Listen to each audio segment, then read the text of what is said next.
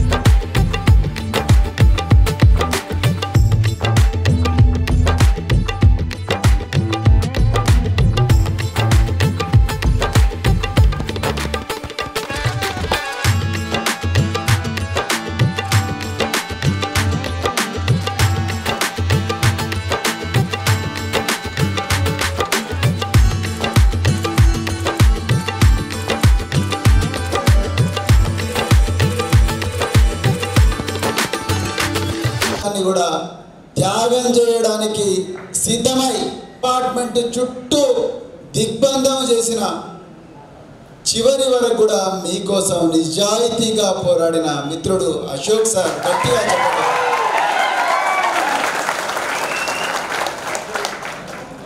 వారు నిన్న నా దగ్గరికి వచ్చి సార్ నేను అశోక అకాడమీ అని పెడుతున్నాను, మరి మీరు దయచేసి దానికి ఇనాగరేషన్కి రావాలంటే నేనన్నా అశోక అకాడమీ పెట్టు, కానీ తప్పకుండా ఈ తెలంగాణ రాష్ట్రం, ఈ తెలంగాణ గడ్డ ఏదో ఒక రోజు నిన్ను విద్యాశాఖ మంత్రిగా తప్పకుండా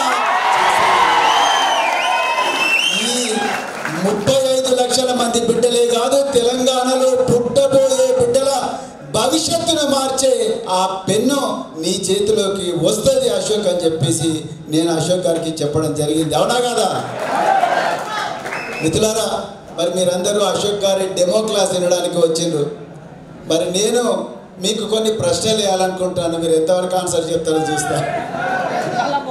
ఓకే మిత్రులారా, గత 400 రోజుల నుండి విద్యాశాఖ మంత్రి లేని రాష్ట్రం ఏది? గట్టిగా చెప్పండి. తెలంగాణ.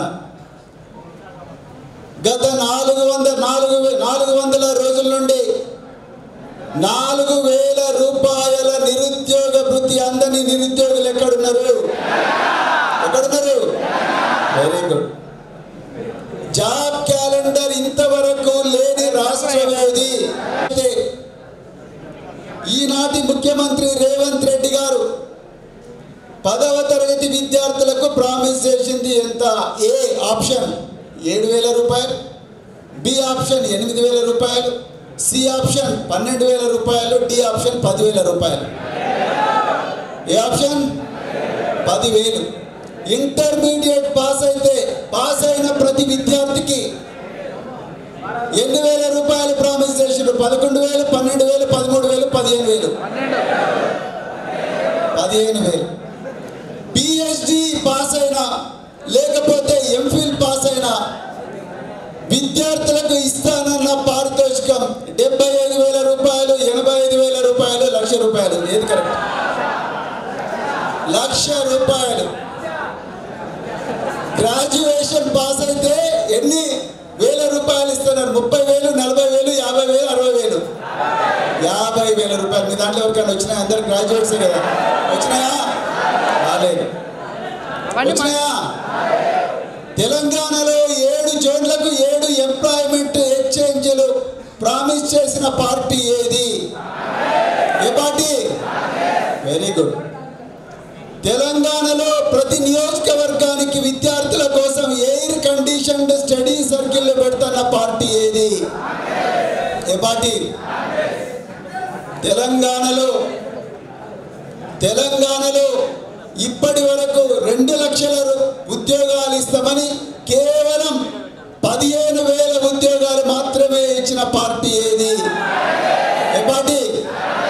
చదువుకునే ప్రతి కాలేజీకి పోయే ప్రతి బిడ్డకు కూడా అమ్మాయిలకు ప్రత్యేకించి స్కూటీ ఇస్తున్న పార్టీ ఏది? ఏ పార్టీ? మీ అందరు కూడా ఉద్యోగాలు వస్తాయి. మిత్రులారా,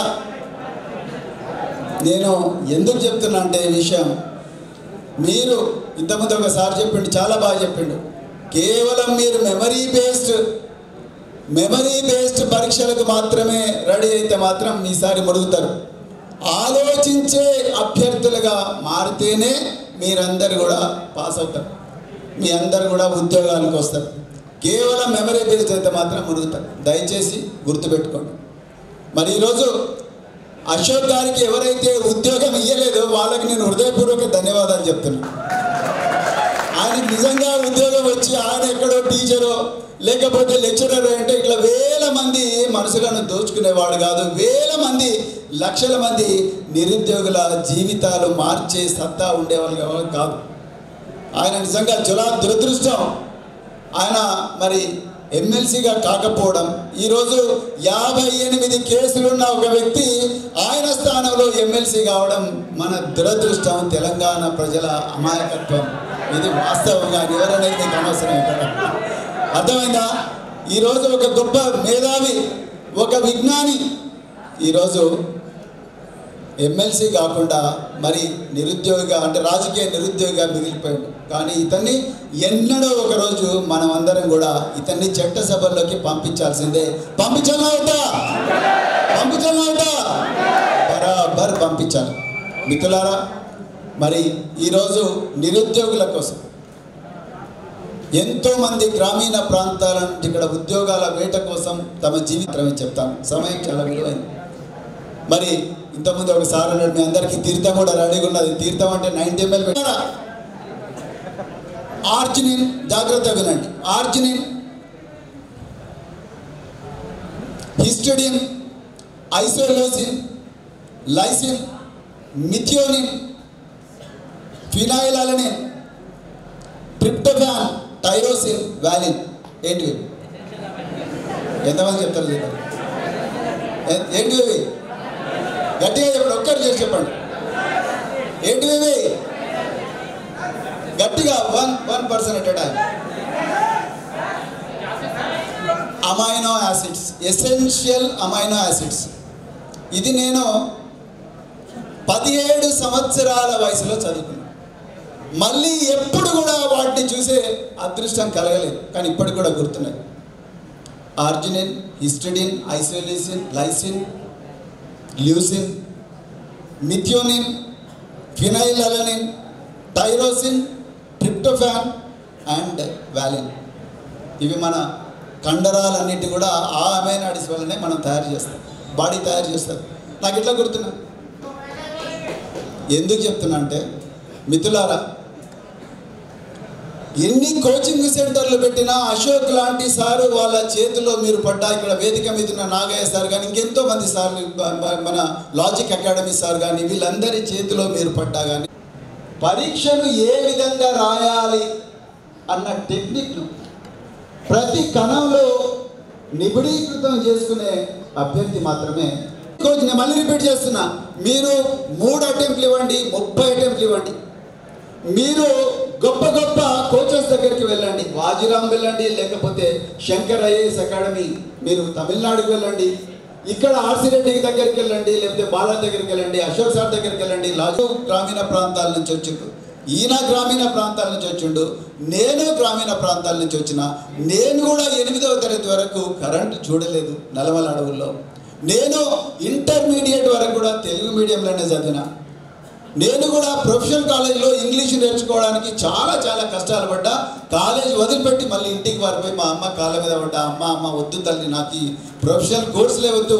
నేను గద్వాలలో ఎంఏ డిగ్రీ కళాశాలలో నా క్లాస్మేట్స్ లాగా నేను బీఎస్సీ చేసుకుంటా అంటే మా అమ్మ వద్దు బిడ్డ అని ఉల్టా నా కాళ్ళ మీద పడి, నువ్వు బాబాసాహెబ్ అంబేద్కర్ బాటలో నడవాలా బిడ్డ అని చెప్పి నన్ను మళ్ళీ హైదరాబాద్ పంపించింది. ఎంత కష్టమైంది ఇంగ్లీషు నేర్చుకోవడం. కానీ డిగ్రీ పాస్ అయిన తర్వాత అందరూ నా చుట్టుపక్కల రూమ్మేట్స్ అందరూ కొంతమంది స్టైపెండ్ రాగానే దావతులు చేసుకునేటోళ్ళు, అవి చేసుకుంటారు. మేము కూడా అవన్నీ చేసుకున్నాం. విలువైన జీవితం వేస్ట్ అయింది. ఇంతకుముందు ఆయన ఒక మంచి మాట అన్నాడు, 20 సంవత్సరాల నుంచి 25 సంవత్సరాల లోపలనే ఉద్యోగం వస్తే వచ్చినట్టు, లేకపోతే మాత్రం ఇంకా వేరే ఏదో మనం పని చేసుకోవాలి. 30 సంవత్సరాల లోపల ఏదో రావాలి. 30 దాటిన తర్వాత we have two branch out to some other field, not this field. So అంత కష్టమైంది. కానీ నేను ఎందుకు ఈ మాట చెప్తున్నా అంటే, your company decides your destiny. మీరు ఏ వ్యక్తుల సమూహం మధ్యలో ఉన్నారో వాళ్ళే నువ్వు ఎక్కడ పోవాలనో డిసైడ్ చేస్తారు, నువ్వు ఏ ఉద్యోగం తెచ్చుకుంటావో డిసైడ్ చేస్తారు. మీ దాంట్లో చాలామంది మరి ఇక్కడ ఉన్న వక్తలు మీకు కొన్ని క్వశ్చన్లు అడిగినారు. మీరు గ్రూప్ 2 ఎంతమంది కొడతారంటే ఎంతమంది చేతులు ఎత్తిండ్రు, చేతులు ఎత్తండి చేద్దాం. గ్రూప్ 2 ఎంతమంది కొడతారు, గ్రూప్ 3 ఎంతమంది కొడతారు, కానిస్టేబుల్ ఎంతమంది చేతులు ఎత్తిండ్రు. మీరు ఎంత చెప్తున్నా అంటే, మా స్వేరో ఈరోజు హాస్టల్ జడ్చర్లలో చదువుకొని అక్కడి నుంచి చిన్నతనంలోనే పెళ్ళైతే 3 పిల్లలను తీసుకొని వచ్చి హైదరాబాద్లో ఒక జాగలో ఒక చిన్న అగ్గిపెట్టె లాంటి ఇంట్లో రెంటుకుంటూ రాత్రంతా ఆటో దొల్లుతూ పొద్దంతా ప్రిపేర్ అయ్యేవాడు బలరాం నాయక్.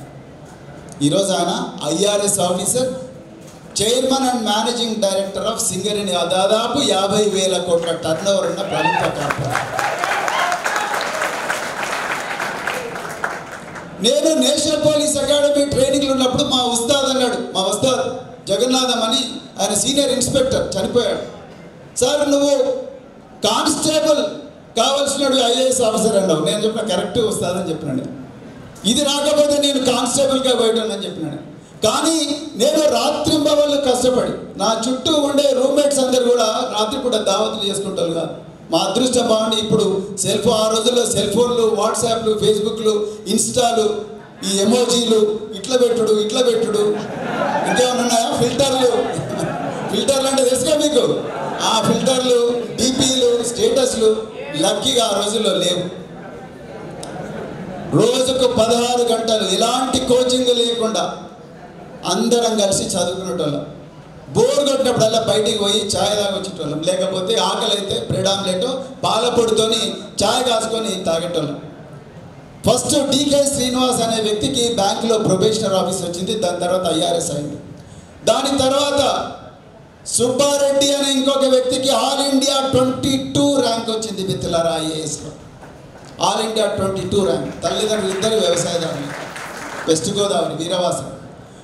3వది నా బ్యాచ్మేట్, నా రూమ్మేట్ సంపత్ కుమార్ అని, వాళ్ళ తల్లి చిన్న టీచర్. ఆయనకు సంపత్ కుమార్కు ఆల్ ఇండియా 5th ర్యాంక్ వచ్చింది IAS. All India 5th rank IAS. నాకు 396 ర్యాంక్ వచ్చింది. నాకు ఆంధ్రప్రదేశ్లో ఐపీఎస్ వచ్చింది. నేను మళ్ళీ ఐఏఎస్ వదలుసుకోవాలి. నేను మీకు ఎందుకు చెప్తున్నా అంటే మిత్రులారా, దయచేసి మీకు మీరే తక్కువ అంచనా వేసుకుంటున్నారు. మన తెలంగాణలో ఇంకా ఎక్కువ ఉంటుంది ఈ ప్రాబ్లం. మనకు మనమే తక్కువ అంచనా వేసుకుంటాం, మనతో ఏమి కాదనుకుంటాం. అమాయకంగా ఎవడన్నా ఒక 4 మాటలు అన్నాడు అంటే పురుడి కొట్టిందంటే కథ మనం కథమైపోతాం. అవునా కదా? దయచేసి మీ శక్తిని మీరు పరిచయం చేసుకోండి. ఎగ్జామినర్లు కాండి, మీరు ఎంతసేపు ఒక టీచర్ చెప్తేనే మనం చదువుకోవాలనే దాంట్లో పోతే మాత్రం మీరు ఎప్పుడు కారు. మీరు గ్రూపులుగా మారాలి, గ్రూపులుగా మారి స్టడీ హాల్లో కూర్చోవాలి. స్టడీ హాల్ కాకపోతే చెట్ల కింద కూర్చోవాలి. కూర్చొని ఆ గ్రూపుల్లో ఆ రోజు చెప్పిన పాఠాల్లో మనమే ఎగ్జామినర్ అయితే ఎలాంటి క్వశ్చన్లు ఇస్తాం. The person who can set the question paper is going to answer that question correctly. If you know how examiners are setting the question papers, then you know how to go through the content that is given to you in the classrooms. ఇది వాస్తవం. మీరు ముందు old పేపర్లన్నీ చూసుకొని దాంట్లో patterns అన్ని చూసుకొని ఆ ప్యాటర్న్స్లో ఎలాంటి ప్రశ్నలు అడుగుతున్నారు ఆ ప్రశ్నలను తీసుకొని నేను ఎన్సీఆర్టీ బుక్స్ కానీ state education research training books కానీ తెలుగు అకాడమీ బుక్స్ కానీ ఇవన్నీ చదువుతున్నప్పుడు నేను దేనికోసం వెతకాలన్న క్లారిటీ నీకు లేనప్పుడు నువ్వు మళ్ళీ చదవడం మొదలు పెడితే గుడ్డెత్తి చేలబడ్డట్టే, నువ్వు సక్సెస్ఫుల్ కాలేవు. నా మాట వినండి దయచేసి.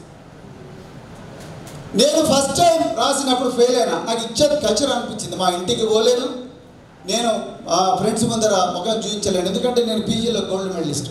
ఒక గోల్డ్ మెడలిస్ట్ నేను సివిల్ సర్వీసెస్ ప్రిలిమినరీ ఫెయిల్ అంటే ఇంకా అయిపోయిందిరా బాబు, మనం ఎప్పటికి ముఖం చూపించలేము. మా అమ్మకి ఫోన్ చేసి, అమ్మ నేను ఇంటికి వస్తున్నా మూటా ముల్లే సర్దుకోనని చెప్తాను. మా అమ్మ అన్నది చాలా తెలివైంది టీచర్ కదా, మూటా ముల్లేలో మాత్రం బుక్కులు తెచ్చుకో బిడ్డ. సో ఆ బుక్కులు తీసుకొని పోయినా. మా ఇంట్లో టీవీ ఉంటే టీవీ పక్కింటి వాళ్ళకి ఇచ్చి మాకు టీవీ కూడా వద్దనుకున్నాం. సో నేను పోయి మిద్దె మీద కరెంటు మా ఊర్లో చివరిలో ఉంటుంది మా ఇల్లు, మిద్దె మీద ఎలక్ట్రిక్ బల్బ్ పెట్టుకొని అక్కడ మరి రాత్రంతా ఎవ్వరు డిస్టర్బెన్స్ లేకుండా రాత్రంతా ఊర్లలో చదువుకున్న మిత్రులారా. నేను చేసుకున్న నోట్స్ 7 బ్యాచ్ల వరకు ఆంథ్రోపాలజీలో, 7 బ్యాచ్ల వరకు ఆంధ్రప్రదేశ్ స్టడీ సర్కిల్లో వాళ్ళు అది నోట్స్ చదువుకున్నారు. నేను తయారు చేసుకున్న నోట్స్ అంటే నువ్వు ఒరిజినల్ కంటెంట్ దగ్గరికి పోయి నువ్వు నీ అంతకు నువ్వు ఆన్సర్లు తయారు చేసుకొని నీ అంతకు నువ్వు ప్రశ్నలు వేసుకొని డౌట్ వచ్చినప్పుడే టీచర్ల దగ్గరికి వస్తేనే నువ్వు సక్సెస్ఫుల్ క్యాండిడేట్ అవుతావు. ఒకవేళ నీకు సర్వీస్ రాకపోయినా, ఇంతకుముందు ఒక సార్ అన్నాడు, సర్వీస్ రాకపోయినా నువ్వు ఒక చాయ్ షాప్ దగ్గర కూర్చున్నా కూడా నీకు లక్షల రూపాయలు వస్తాయి. నేను హార్వర్డ్లో చదువుతున్నప్పుడు టర్కీ నుంచి ఒక యూనివర్సిటీ ఛాన్సలర్ వచ్చాడు, owner of a university. So ఆ యూనివర్సిటీ ఓనర్ వచ్చి నేనన్నా నీ ఎడ్యుకేషన్ క్వాలిఫికేషన్ అంటే యూల్ బి సర్ప్రైజ్డ్ అని వచ్చిరా అని ఇంగ్లీష్లో అన్నాడు.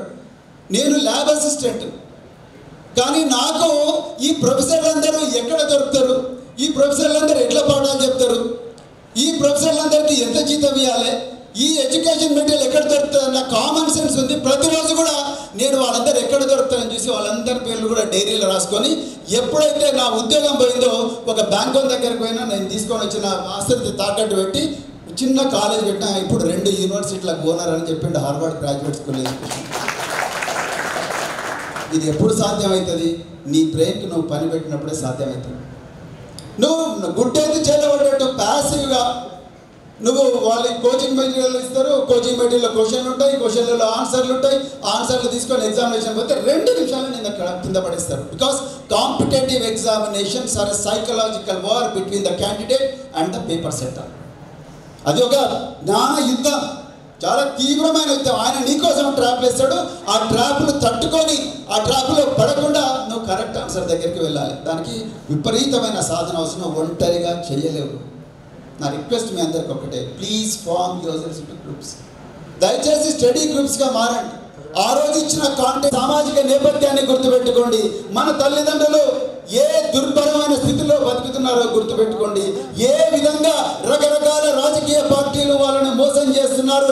అనాదిగా తల్లులు కూలీలే, ముత్తాతలు కూలీలే, తండ్రులు కూలీలే, రాబోయే రోజుల్లో మనవలు మనవరాళ్ళే కూలీలయ్యే విధంగా వ్యవస్థ నిర్మించబడ్డప్పుడు ఆ వ్యవస్థను ఛేదించాలంటే నువ్వెంత జ్ఞానివి కావాలి, నీకెంత ఓపిక ఉండాలి, నీకెంత చతురత ఉండాలి, నీకెంత ఇండస్ట్రీ ఉండాలి, ఇనిషియేటివ్ ఉండాలి, నీకెంత గొప్ప శక్తి ఉండాలి. ఒక్కసారి ఆలోచించండి. ఇది డబ్బులతో పంచాయతీ కాదు. ఎంతమంది అన్నారు, ఎవరు 30,000 కావాలి, 60,000, నో నో నో. ఇక్కడ ఉంది మిత్రులారా, ఇది మేధో సంపత్తితోని పంచాయతీ, ఇది నీ ఓపికతోని పంచాయతీ, నీ అలవాట్లతోని పంచాయతీ. నువ్వు ఎంత గొప్పగా మంచి మంచి అలవాట్లు నేర్చుకుంటావో అప్పుడే నీకు సక్సెస్ అనేది దగ్గరికి వస్తుంది మిత్రులారా. దయచేసి గుర్తుపెట్టుకోండి. మీరు జాయిన్ అవ్వబోయే సర్వీసులో ఐఏఎస్ కానీ, ఐపీఎస్ కానీ, గ్రూప్ 2 కానీ, గ్రూప్ 3 కానీ, కానిస్టేబుల్ కానీ, ఎస్ఐ కానీ, ఏదైనా కానీ ప్రజల జీవితాలను మార్చే గొప్ప అవకాశాన్ని ఈ సర్వీసులు మీకు ఇస్తాయి. నిజం చెప్తున్నా, నేను అనుభవించిన కాబట్టి చెప్తున్నా. నేను సోషల్ వెల్ఫేర్ సెక్రటరీగా పోయినప్పుడు కనీసం వేసుకోవడానికి చెప్పులు కూడా లేవు పిల్లలకు. నేను కావాలని పోయినా అక్కడికి. నేను ఒక డిఐజీనో లేకపోతే ఐజీనో ఒక కమిషనర్ ఆఫ్ పోలీస్ అయి ఉండేవాడిని. కానీ నేను కావాలని నేను ఏ హాస్టల్లో అయితే చదువుతున్నానో హాస్టల్లో పిల్లలు ఎట్లా చదువుతున్నారో ఒకసారి చూద్దాం, వాళ్ళ జీవితాలను మార్చే అవకాశం మనకి ఏమైనా వస్తుందా అని చెప్పి నేను ఆ విలువైన పోలీస్ ఉద్యోగాన్ని వదిలిపెట్టి మరి నేను ప్రభుత్వాన్ని అడిగి ఆ రోజు కేసీఆర్ గారిని, కిరణ్ కుమార్ రెడ్డి గారిని అడిగి నేను సోషల్ వెల్ఫేర్కు, ట్రైబల్ వెల్ఫేర్కి వచ్చిన. ఎంత ఘోరమైన పరిస్థితి అండి. డబ్బులేమో 300-400 కోట్లు బడ్జెట్లో ఉంటాయి, కానీ పిల్లల కోసం ఖర్చు పెట్టడానికి కనీసం 1 ఇంచు కూడా ప్రేమ అనురాగం లేని అధికారులు ఆ సీట్ల మీద కూర్చున్నట్టు. వాళ్ళకు చిన్నగా ఉన్నప్పుడే శ్రీ బుక్ స్క్వేర్ దగ్గర తీసుకొచ్చి ఎన్సీఆర్టీ బుక్లతో చెప్పొచ్చు కదా. వాళ్ళకి చిన్నగా ఉన్నప్పుడే తెలుగు అకాడమీ బుక్ల్లో ఎలాంటి ప్రశ్నలు వస్తాయో చెప్పొచ్చు కదా. వాళ్ళకి చిన్నగా ఉన్నప్పుడే శాతవాహనంలో నుంచి ఏం క్వశ్చన్లు వస్తాయి, కులీ కుతుబ్ షా గురించి ఏం క్వశ్చన్లు వస్తాయి, తెలంగాణ చరిత్ర నుంచి ఏం క్వశ్చన్లు వస్తాయి, భారతదేశ చరిత్ర గురించి ఎట్లా వస్తాయి, ఆగ్నేయ ఆసియా, ఈశాన్య ఆసియా, అట్లా జనరల్ లాంటివన్నీ పిల్లలకు ఒక ఫన్ లాగా చెప్పొచ్చు కదా. దానికి ఇలాంటి వాళ్ళని తీసుకురావచ్చు కదా క్యాంపస్లో. తిప్పి కొడితే ₹1 కోటి అయితే 300 కోట్ల రూపాయల బడ్జెట్ను వాపస్ పంపించారు ప్రభుత్వాలకు, అధికారులు. సార్ ఇక్కడ ఏమీ ఖర్చు పెట్టాల్సిన అవసరం లేదు, అంతా ప్రశాంతంగా ఉంటారు. చూస్తేనేమో చిరిగిపోయిన నిక్కర్లు, కనీసం నైట్ డ్రెస్లు వేసుకోవడానికి కూడా పరిస్థితి లేని బాధలు అమ్మాయిలు, టాయిలెట్లు పూర్తిగా దుర్గంధం, పడుకోవడానికి కనీసం బెడ్లు కూడా లేని పరిస్థితి. చలికాలం వస్తే గజ వనికి తిరిగిపోయిన ఏమంటారు ఇరిగిపోయిన మరి తలుపులు, అదేవిధంగా పగిలిపోయిన అద్దాలు. అలాంటి పరిస్థితుల్లో ఒక్కరోజు కూడా నెలకు చికెన్ తినలేని పరిస్థితి బిడ్డలందరూ. నేనన్నా నేను సీట్లో కూర్చున్న తర్వాత అక్కడున్న అధికారిని అడిగిన, ఈ పిల్లలకి ఏం పెడతారంటే అంతా వెజిటేరియన్. చాలా స్పష్టంగా చెప్పినాను, చూడు బాబు, నాన్ వెజ్ పెడతావా పెట్టావా అని. నేను పేపర్ మీద రాసిస్తున్నదే నా ఆర్డర్ అనుకో, నువ్వు అర్జెంటుగా నాన్ వెజ్ పెట్టు, సన్న బియ్యం పెట్టాలి వీళ్ళందరికీ, అదేవిధంగా వీళ్ళందరికీ గొప్ప గొప్ప కోచింగ్లు ఇవ్వాలని చెప్పి పేపర్ మీద రాసి అవే 100 కోట్లను అద్భుతంగా విద్యార్థుల కోసం ఖర్చు పెట్టే అవకాశం నాకు వచ్చింది.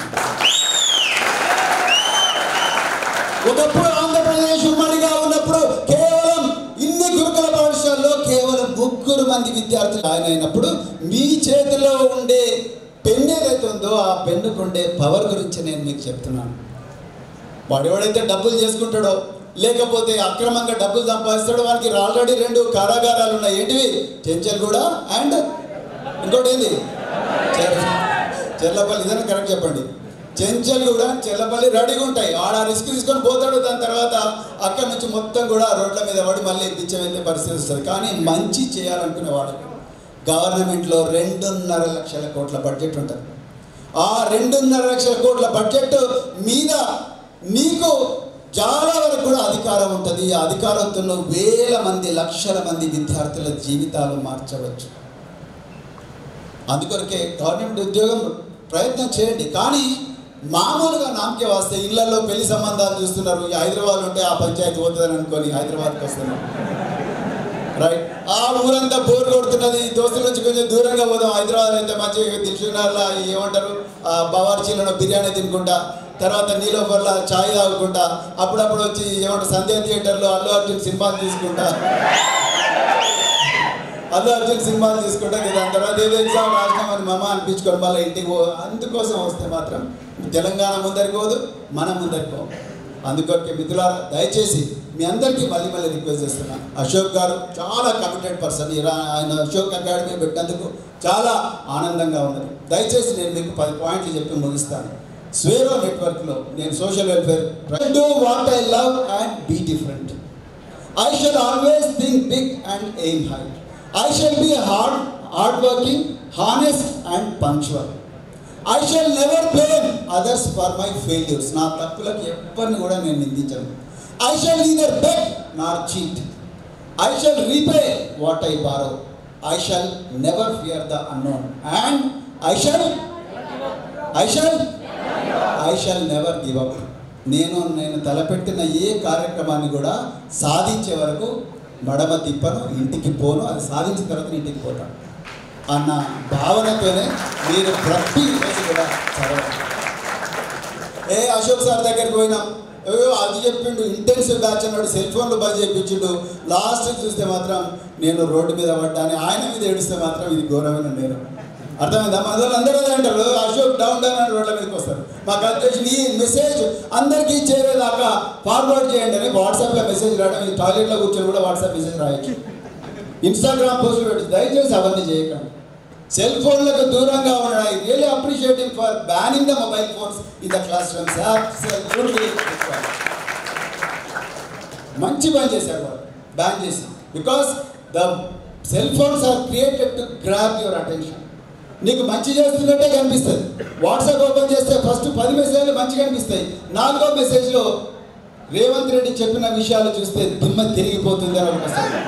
వెంటనే ఇట్లా కొడతారు, దాన్ని కొట్టే వరకు ఇంకో దగ్గర పోతుంది, ఇంకెవడేదో వస్తుంది, ఇంకోటి ఇంకా అక్కడి నుంచి యూట్యూబ్కి తీసుకుపోతాడు. ఈ అదిరిపోయే స్పీచ్ ఉంటే మీ జీవితాలే మారిపోతుంది. దాని పక్కనే ఆర్టిఫిషియల్ ఇంటెలిజెన్స్ వస్తుంది.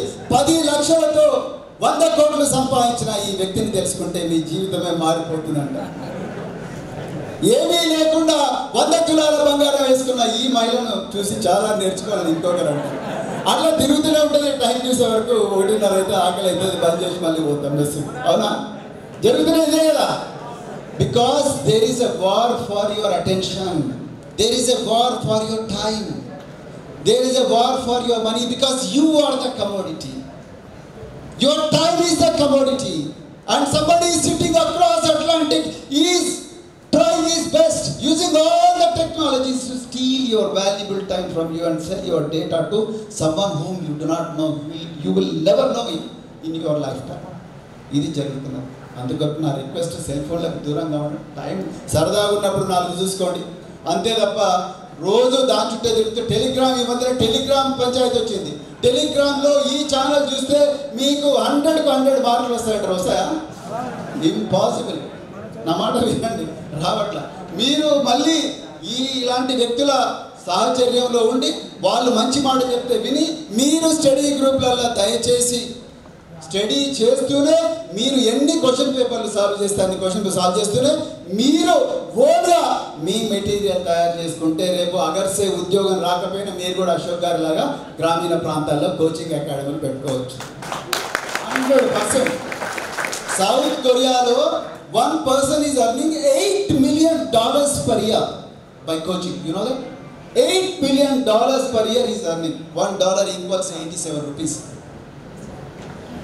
సో దేనికి కూడా అంతులేదు మిత్రులారా. దయచేసి ఫోకస్డ్గా ఉండండి. మీ అలవాట్లు మార్చుకోండి.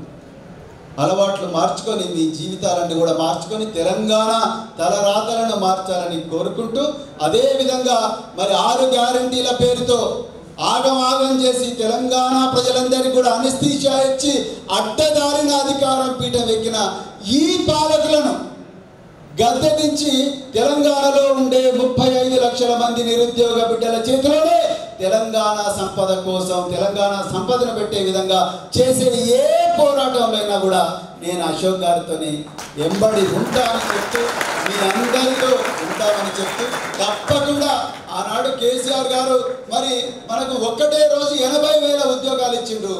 ఆ ఉద్యోగాలు ఇప్పటిదాకా నడుస్తూ ఉన్నాయి. వీళ్ళు ఇచ్చింది కేవలం 12,000. ఆ రోజు మనమే అందరం కూడా బస్సులు వేసుకొని పోయి మరి ఆ రోజు వీళ్ళకి ఓట్లేదండి ఇలా మనమే అనుభవిస్తున్నాం.